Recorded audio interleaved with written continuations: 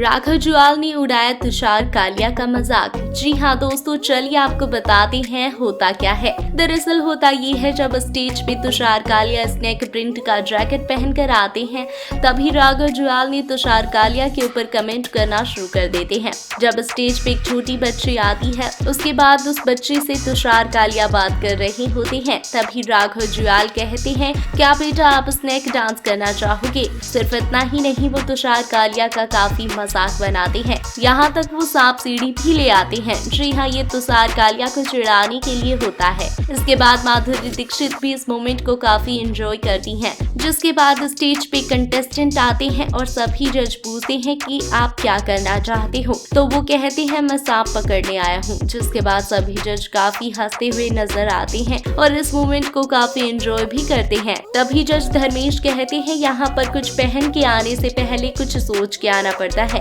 तो डांस दीवाने के स्टेज पर काफी मजाक बन जाता है तुषार कालिया के कपड़ों का। डांस दीवाने से जुड़ी लेटेस्ट न्यूज पाने के लिए बनी रही हमारी चैनल के साथ।